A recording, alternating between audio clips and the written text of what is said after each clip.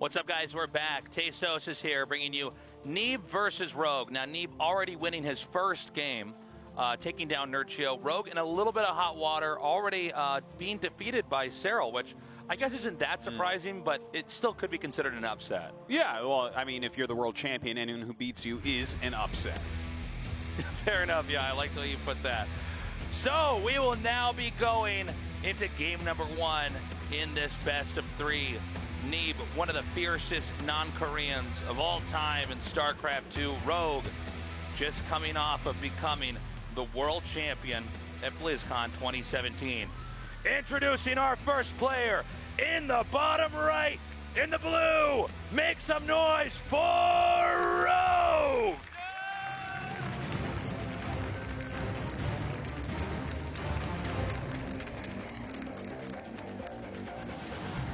And his opponent here in the upper left, in the red, make some noise for Neeb!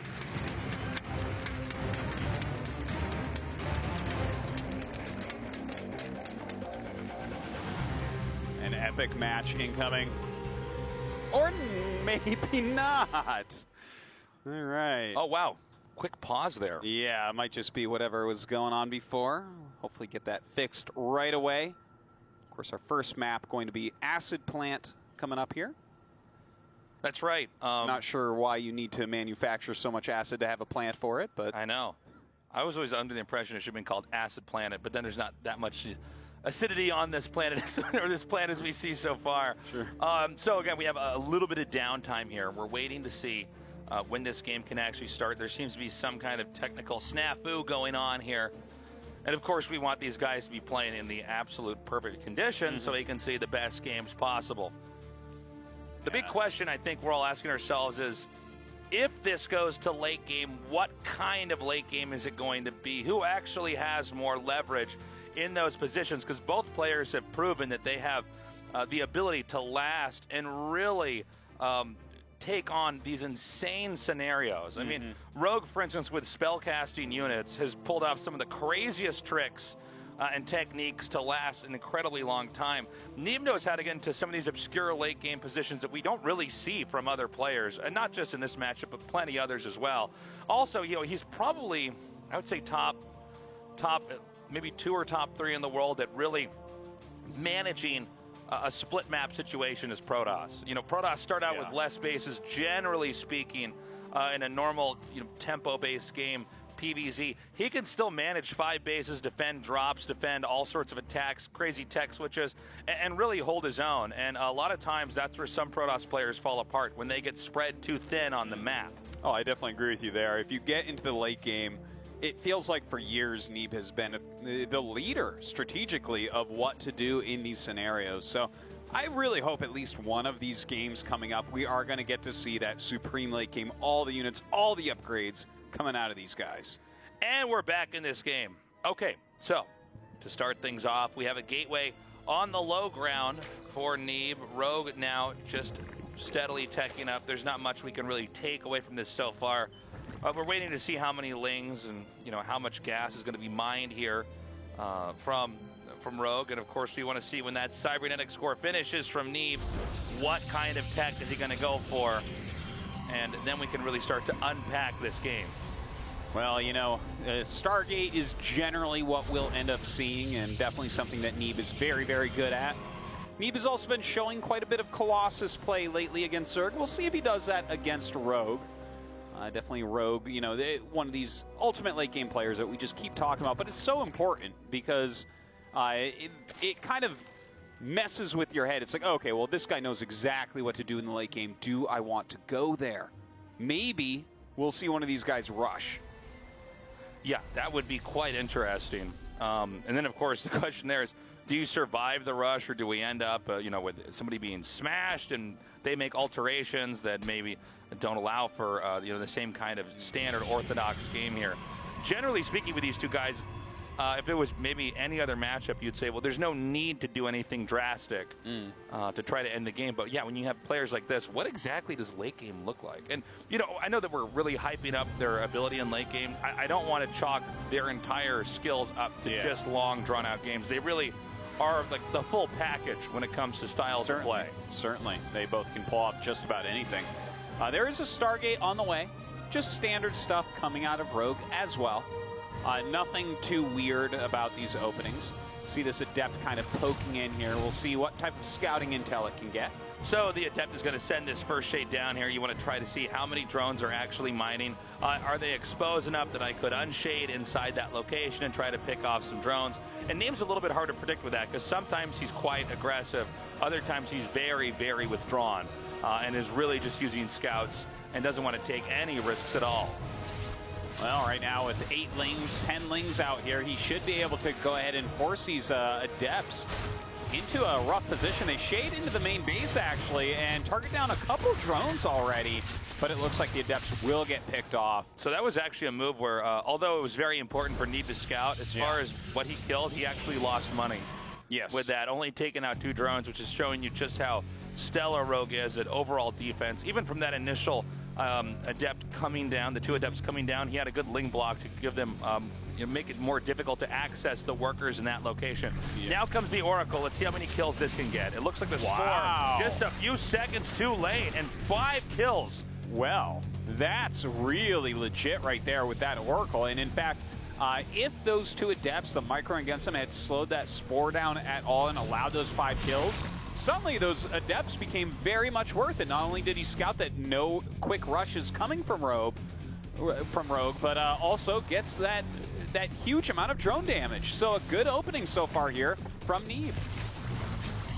Okay, nicely done there, getting that worker, but he did gun down the Oracle, and the Oracle, it has a lot of utility later on in the game, so that's a little bit of a misplay there by Neeb.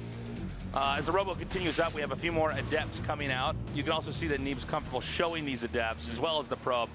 Neeb either okay, just taking a third base in front of his opponent, or trying to make it look like he wants to take a third base. Yeah, and I think he will be taking this third base. Making that Robo right now, it really looks like he does want to go into Colossus-based play to defend against any sort of Hydra Ling, Bane, that type of thing. And, you know, making some more Oracles here, getting a few Adepts, making sure he has the units he needs so that no damage will come to him anytime soon. And with these Adepts, he's going to continue to try to bully back the Zerglings. It looks like he may actually shade further down here and try to put some pressure on. I think there should be, there's 2 Oracles coming up now. And these will be able to chase away the Lings. The Lings are always going to be killed off quickly with Oracles above them. And now with those Lings up top, Neeb is interested in trying to come down here and take out some drones at this bottom expansion. That's a lot of Adepts shading into the third base right now. The Oracle's actually having to turn around and deal with these Lings at the third base as well. Oh, the Nexus getting low. Does he manage to save it in time? He does indeed. Another shade here from those Adepts. Goes into the natural. 6 drones killed off already here. Insane hold there by Neeb at the north. These Adepts continuing to do damage down here in the south. And it looks like the last remaining Adept should be picked off momentarily here. Almost looks like Rogue was pulling away too quickly. Oh, wow. Yeah. Well, 9 more kills. He's got, what, like 16 drone kills, 17 drone kills so far this game, so very well done by Neeb. Also, he saved his third base, which is a big deal. Can he continue to save it? Keep in mind, this Nexus is already badly bruised. The rest of these Lings may be able to take out this very injured Nexus. The Lings taking out these Zealots. Only a Sentry and 1 more Zealot here to defend. Uh-oh, getting very low on health. Excellent play there by Rogue. Takes the Nexus out, but at the same time, so many workers are picked off for Rogue compared to the few amount of probes that Neeb lost during that fight. Yeah, and think about how many Zerglings he actually spent to try to kill that. The initial Zerglings that went up, and then those as well. So look at that, 60 Zerglings lost already, as well as those 18 drones that have been killed. I mean, I think that while it's nice to pick off that third base, Neeb is not going to be heartbroken about it. I think Neeb is still in a very comfortable position so far. And even the Adepts that were lost, that was really just traded in to get all of those workers killed right away. So Legs on the way here, as well as the Templar Archives. Immortals are being incremented out. And we see Rogue headed northbound here with some of these Hydras. Now, there were a lot of units traded off back and forth in those fights. I'm wondering if he thinks he can poke in with these Hydras and cause a bit of a headache here. You got to be careful, though, because Hydras off creep are not good at retreating. Yeah. And so if you have an attack going on, a lot of times you have to commit to it, because if you try to run away, the Protoss will just shave off all the retreating units and end up in a very favorable position. Right now, Rogue kind of walking around with these Hydras, opening up some other paths for ways to attack in.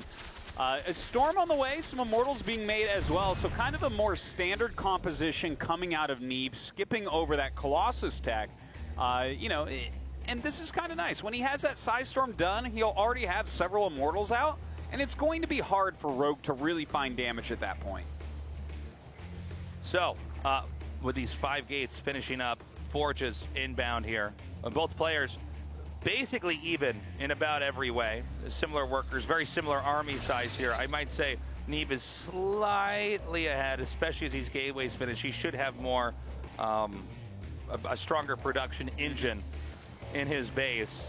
And Rogue is actually taking his 4th base, and I think the location of Rogue's 4th is actually quite interesting. It's right in the center of the map, in a location where the Protoss can get a high ground position. Now, why is he taking this instead of the bottom left or even the base just to the right of this is kind of interesting, because I'm wondering if there are techniques that Neeb can use to exploit the position of this base. Well, maybe Rogue is the one that wants to exploit it. Maybe he wants to rally right up and get some attacking going. We see the Hydras and Roaches coming up to this 4th base location, but look at that scary army. This is the quickest 6 Immortals that I've seen in a very long time. So that early robotics really working out for Neeb. This is a scary army for Zerg to deal with. Not to mention there are so many Templars here. The availability of Storm is going to make Roach Hydra, I would say, fairly obsolete in most settings to try to break this down. To what you were saying earlier, Artosis, that expansion in the very center of the map, maybe he does want to try to utilize that for himself to make an easy access point and try to topple the base of Neeb. I just can't imagine it happening with that many Immortals and that many High Templars. Well, he has another plan. As we see here, a lot of drop overlords being made. He's starting to split up his units as well. We see a group of units coming over to the 3rd base, seeing what they can get done, and even picking off that pylon right there.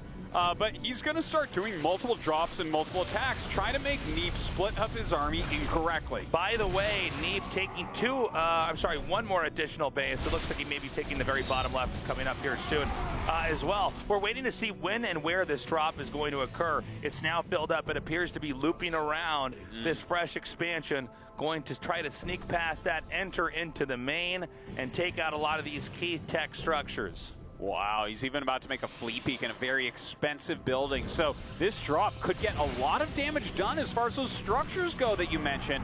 Let's see how he pulls it off. Here we see Rogue in first-person view, trying to multitask, trying to hit multiple locations at once. Okay, he's sending in the drop now. He also sent up an attack to the 3rd base, and he might even go for another attack somewhere here. Units all over the place.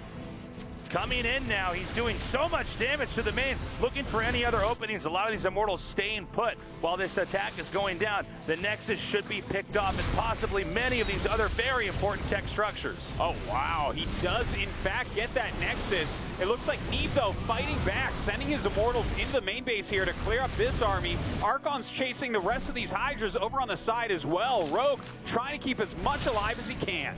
Running with these Hydras, it seems like Neeb overall had a pretty decent hold. His supply has been knocked down quite a bit. Rogue can easily max out once again here. Neeb waiting for an opening when he can move out on this map and try to make some attacks of his own.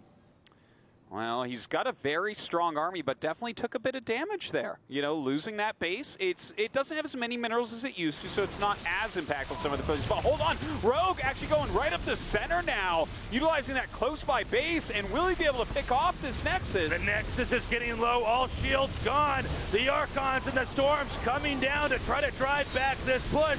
The Nexus now at about 70% health, and with so many great Storms on this location. And I think he's just now used up the last one. It's still not enough, and Neeb will lose that Nexus and lose game 1. Wow, really well done by Rogue. And the thing is, I love Neeb's opening. He got some damage done. Sure, he lost that Nexus, but he got up to a bunch of Immortals, a lot of Psystorm, and it felt like he was in a good spot. But the multi-pronged harassment of Rogue, the drop in the main, the attack at the 3rd, it pulled Neeb's army around, and eventually Rogue was able to get into position with his lurkers, with his Hydras, to a point where Neeb could not break through. I do wonder, had that pylon that was powering the 3 shield batteries not been taken out, would there have been enough time to maybe sustain, to try to hang on a little bit longer? It wasn't that much left from Rogue when the fight was finally coming to an end. But losing that Nexus there allowed leverage in 2 directions. For one, Neeb can't attack because he's going to have to remake that Nexus, assuming he wanted to stay in that game. So he's going to have to defend that, otherwise counterattacks will kill him. Rogue also has the opportunity to keep expanding in that situation and only further enhance his position. You know, it really a cool and dynamic game right there. But, you know, Neeb, maybe he has to bring something else, either some better scouting, some better defense there. The drop in the main really caught him a little bit off guard, wouldn't you say? Oh, I agree completely. And it's funny because it wasn't so much what was destroyed when he did the drop. He did target a few Immortals. That's never bad to do. He also had this attack over on the far right that was pretty effective, but really it was the positioning, the amount of damage that he was able to do to the Nexus before the army got there, and the fact that overall Rogue had a better setup to fight. Neeb was having to try to run over there and get whatever surface area the game was going to give him after Rogue had already asserted himself in that position. Well, Neeb going to have to do a little bit better going into game number 2. Does not want to drop 0-2 here against Rogue. Of course, every map really matters in this group stage. We saw yesterday even the map score deciding one of the players who went forward. How are you guys doing out there? You having fun here at the Intel Extreme Masters? I got those certain sick nerd chills as well, Tasteless. This has been an awesome tournament so far. Yeah, so many good games. It's so fun to be down here. You know, man, this group is so stacked that it could be a situation where even when we're halfway through, it's really hard to tell who's going to get out. I'm wondering if Neeb also opts to go for more of a assertive game here in game number 2. Not that he didn't try to come in and do damage here and there, but I'm wondering if he tries to do something more like a timing attack. We'll see. As game number 2 is about to load up. Again, for those of you just now joining us, this is a best of 3 between Neeb and Rogue. Right now, Rogue with a 1-0 lead. Rogue just recently losing to Serral in this group. Neeb defeating Nurchio. Everything is still pretty close so far. Introducing our first player in the upper right, in the blue, he is Rogue!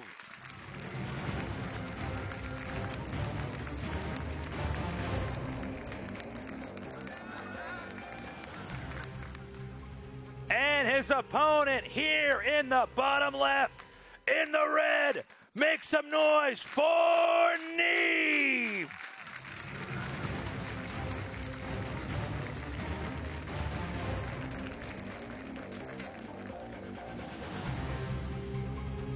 See if Neeb wants to get a bit more aggressive this game. It's kind of funny though, he did put on some damage early last time. Of course, it's a very different map in Blackpink. A big one. You can have very, very long games here. There's a lot of expansions for the taking. Can be difficult to attack into some of these small choke points. Yeah, you're certainly right. This does seem to lend itself towards somebody who can kind of try to drag a game out sometimes. Then again, I think, you know, there's some ambiguity at times for where you want to take that third base, right? There is location or techniques you can do to try to force them to take one of the expansions they ideally don't want and do certain types of pushes from there. That's not necessarily what's going to happen, but it's something we should definitely keep our eyes peeled for. Indeed. I'd be pretty surprised to see Neeb be able to block off one of those, but we'll see what he goes for here. Of course, he is quite good at some of these very quick, aggressive timing attacks. But really, that last game didn't even go to the Supreme late game. I mean, they both had a lot of units, they both had a lot of bases, but it wasn't the type of situation, you know, you sometimes see like a bunch of carriers and brood lords and vipers and all this stuff like that. No, really what happened was right when we were getting close to the max out game, Rogue had attacks all over the map. And, you know, Protoss units, they have to be comboed together to be effective. Almost always. And so when you're hitting that many different locations, they have to start dicing up their army into these little task forces to go and take care of whatever little fights are happening in the various parts of the map that you control. But then the big follow-up attack there by Rogue just smashed that location. And there just wasn't that much that Neeb could do. And that was really an impressive setup there by Rogue, because that took quite a while, several minutes of hitting these locations and then ultimately executing that big final attack to do this. And even if you know they're going to do that, it's still pretty hard to pull off. Oh, yeah. It's incredibly difficult. You could have vision of Rogue at that point and still have a hard time. Yeah, you might just not be fast enough. Yeah. Very similar opening coming out of Neeb here. A couple of depths kind of up at the front here, going into some Oracle play. I'm sure he'll try to harass with that a bit, but Rogue gets a very quality scout off with these couple of Zerglings. Going to try a little bit of harassment himself. Don't really expect too much damage here, but just the fact that he sees exactly when the Oracle is coming out means that we shouldn't see as many drone kills as we saw in the previous game. I think you're right, Artosis. We have this Phoenix coming up now. It should be noted that Rogue did take that center-right expansion there. And I would not be surprised if we say Neeb eventually take a third of his own here as this game goes on. Well, you know, if he doesn't take a third, that means he's going to go heavily all in, really try to get that damage done and win the game immediately. Yeah, I would agree with you. I don't think that's going to be the case. Now, an Oracle flying into the main base, seeing how much it can get done. Notice the Spore already ready this game. No drones killed. Even at the highest level of play, you oftentimes expect them to get one kill off, 2 kills off. The fact that Rogue was that ready and pulled that drone away immediately, that's a great play by him. It might not sound like a lot for 2 drones, but honestly, everything counts when you have guys that are this evenly matched. StarCraft 2 is oftentimes a game of all these little edges adding up into one gigantic edge that you use to force home a victory. Now let's see what he does with this Twilight. Instant chrono boost. I don't see there it is. There's an upgrade. Okay.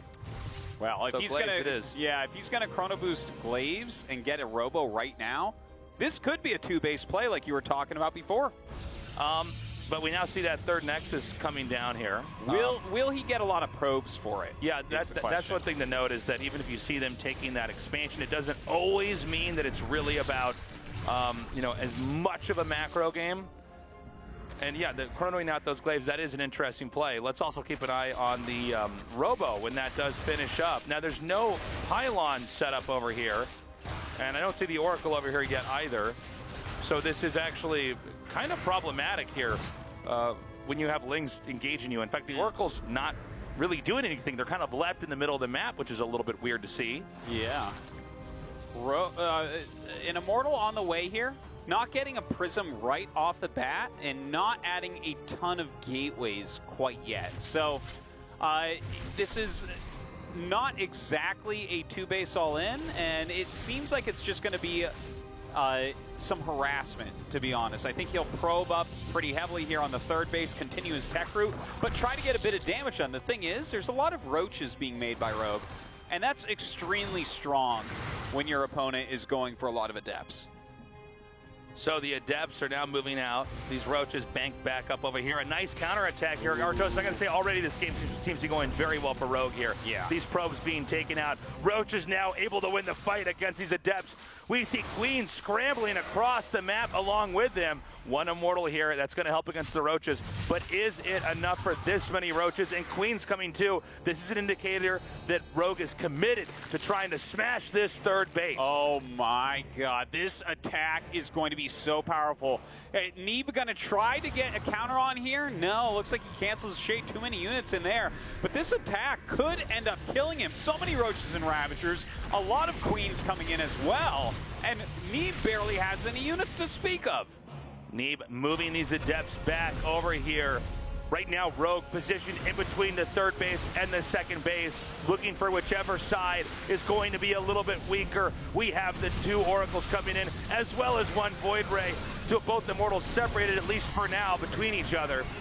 Oh, so many corrosive vials going down. It looks like that Immortal will end up falling. The Queen's coming up now. They can use their anti-air attack. They can go ahead and transfuse these units as well.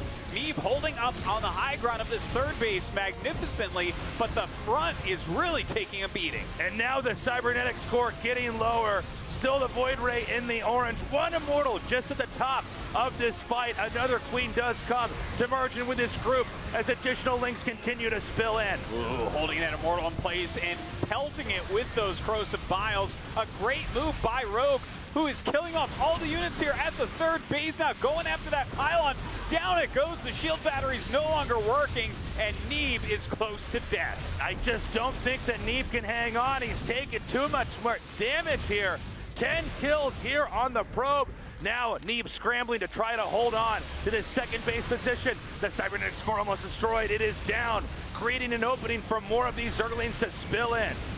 This makes it very difficult right now. The surface area is huge for Rogue, coming in, throwing down those vials everywhere. GG. And that is that. Rogue, the defending global champion, just destroys Neeb 2-0. Absolutely fantastic performance there by Rogue. We never even got to that Supreme late game. And Rogue, twice as dominant, I'd say, in game number 2 as he was in game number 1. He really had a good read on how Neeb was going to try to develop in that game. We're going to go to a short break. When we come back, more StarCraft 2 action here at the Intel Extreme Masters.